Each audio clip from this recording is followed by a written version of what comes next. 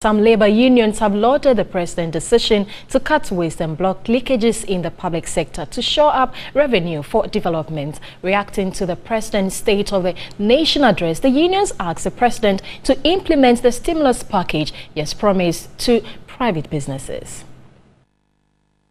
The Civil and Local Government Staff Association lauded the president's decision to provide incentives to private businesses.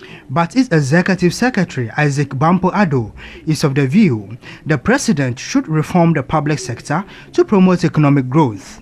Growth in the public sector, that will fuel growth in the private sector.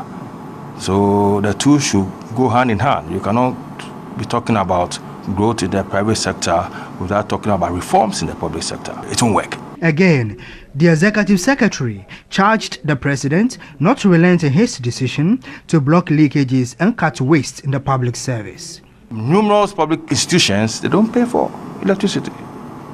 So why won't you have a shortfall? People are enjoying consuming electricity, they are not paying for it. We want to see a proper revenue budget with all the revenue lines.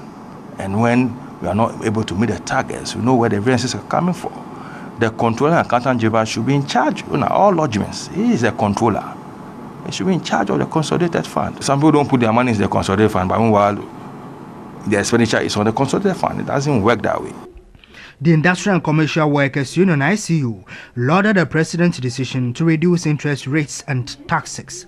The government is going to give some form of concentration of ideas and see how they can be supported, how to leverage the playing field for all of them to be able to have their turn and deliver to the good of the land. I believe it is in the right direction. Its General Secretary, Solomon Kotei, also commended the president for instituting stimulus packages for private businesses. A stifling industry, this is stifling the quality life of the Ghanaian. Loans are not evil. Every human being in the working environment, you need loan to survive. But if these killer taxes are there on it, and he has observed that something ought to be done, we pray that these laudable promises see the light at the end of the day.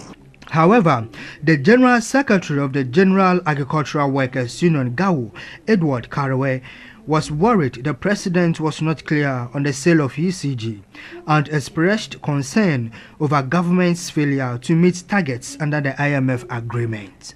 If we are able to get ECG out without being sold and the project continues, that is fine, and that is our main concern. So I had wanted to see that aspect clearly.